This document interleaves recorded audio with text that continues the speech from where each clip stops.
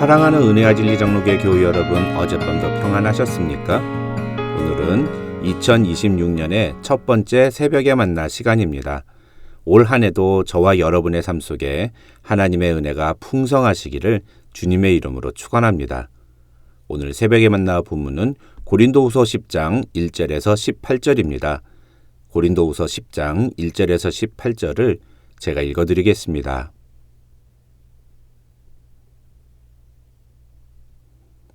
너희를 대면하면 유순하고 떠나 있으면 너희에 대하여 담대한 나 바울은 이제 그리스도의 온유와 관용으로 친히 너희를 권하고 또한 우리를 육신에 따라 행하는 자로 여기는 자들에 대하여 내가 담대히 대하는 것 같이 너희와 함께 있을 때에 나로 하여금 이 담대한 태도로 대하지 않게 하기를 구하노라.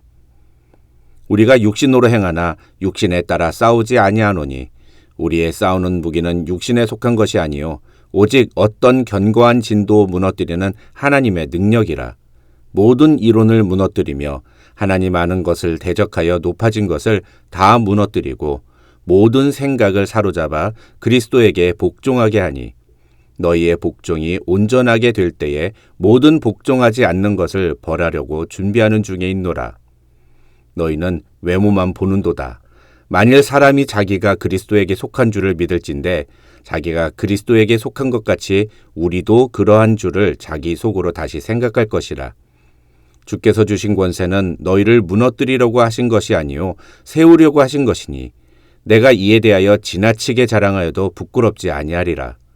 이는 내가 편지들로 너희를 놀라게 하려는 것 같이 생각하지 않게 함이라.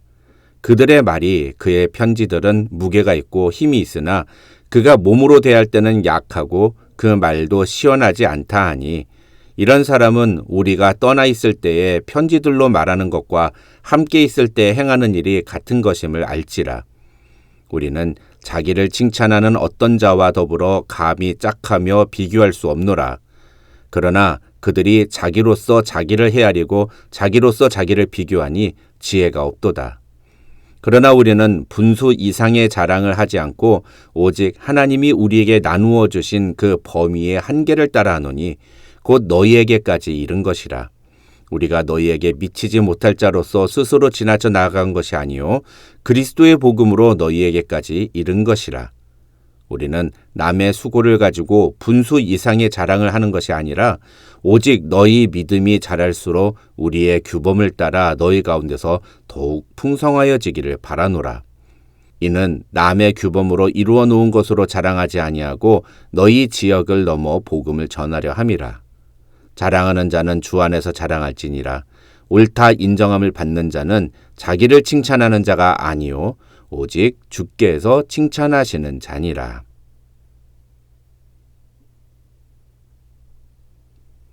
(8장과 9장에서 예루살렘 교회를 돕기 위한 연보에 대해 이야기했던 바울은 다시 10장부터 자신의 사도성에 대한 변론을 언급합니다. 앞서 1장부터 7장까지 바울이 자신의 사도성에 대해 변호하며 쓴 내용들은 어떻게 보면 안타까움과 섭섭함을 표현하는 그런 소극적인 수준이었습니다.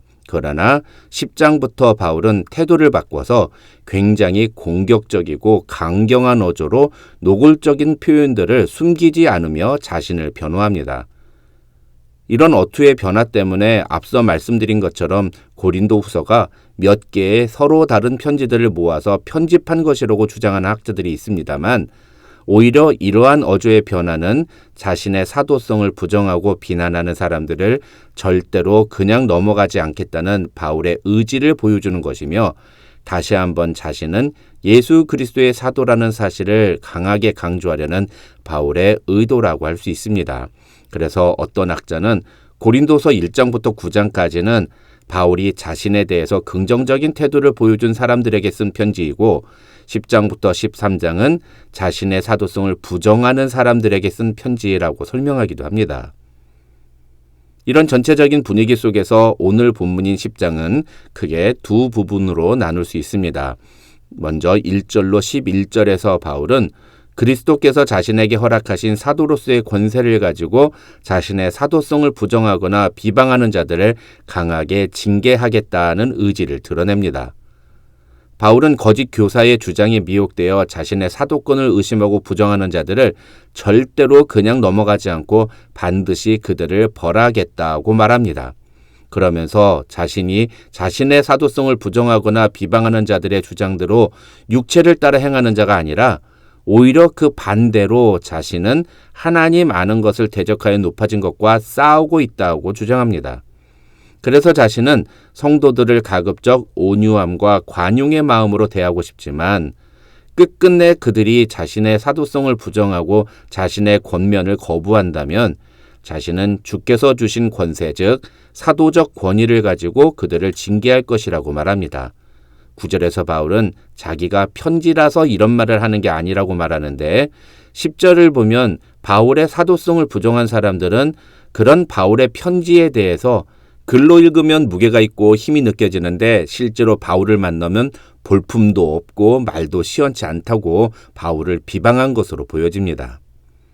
여기서 우리가 주목해야 하는 것은 바로 5절입니다. 이 5절에서 바울은 지금 자신의 사도성을 부정하며 비난하는 사람들을 가리켜서 하나님을 아는 것을 대적하여 높아진 것이라고 표현합니다. 그것은 여러 번 말씀드렸습니다만 바울 자신에 대한 문제가 아니라 바울이 전한 복음에 대한 문제입니다. 다시 말해서 사도는 그 사람의 됨됨이가 아니라 그가 전하는 내용에 의해서 평가되어야 한다는 뜻입니다.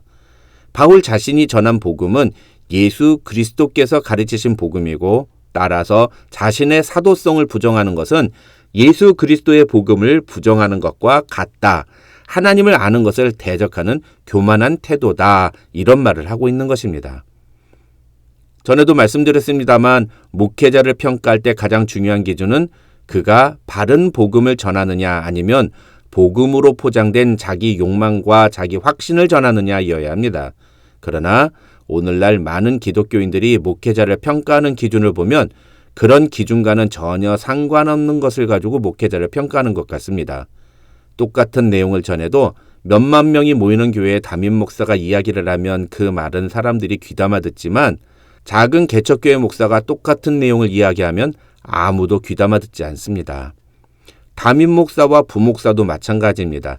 담임 목사와 부목사는 교회 안에서 책임감과 역할이 다를 뿐이지 하나님 앞에서 모든 목회자는 똑같은 존재입니다. 목사는 오로지 그가 전하는 메시지가 올바른 복음이냐 그리고 그가 보여주는 삶의 모습이 신앙의 관점에서 바르냐를 가지고 평가되어야 합니다. 그 다음 12절부터 18절에서 바울은 자신의 사도성을 부정하면서 스스로 자기를 높이는 고린도 교회 안에 있었던 거짓 교사들과 자신을 비교합니다. 핵심은 우리는 그들과 다르다는 것입니다. 이 12절부터 18절에 기록된 내용에 의하면 당시 고린도 교회에 침투했던 거짓 교사들은 유대 종교 지도자들로부터 인정받은 정식 추천서를 가지고 바울과 자신을 비교하면서 바울을 비난했던 것으로 추정됩니다.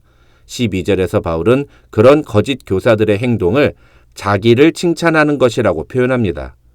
13절과 14절에서 바울은 우리가 너희에게 그리스도의 복음을 전하거나 또 그 복음으로 너희를 책망하고 가르치는 것은 우리가 아무 자격이 없는데도 불구하고 나서서 하는 행동이 아니라 하나님께서 우리에게 주신 권한의 범위 안에서 행한 일이다. 이런 말을 합니다. 다시 말해서 고린도 전후서를 비롯하여 여러 편의 편지들을 통해서 바울이 고린도 교회 교인들의 잘못을 지적하고 책망하며 강하게 경고했던 것은 결코 월권 행위가 아니라는 것입니다. 그런데 고린도 교회 교인들을 현혹시켰던 거짓 교사들은 그런 바울의 행동을 월권 행위라고 표현하면서 바울을 비난했다는 것입니다. 15절로 18절에서 바울은 우리는 다른 사람들이 올바르게 행동하는 것에 대해서는 쓸데없이 참견을 하거나 그들의 일에 대해서 간섭하거나 또는 그걸로 우리 자신을 자랑하려고 하는 사람들이 아니다. 이렇게 말합니다.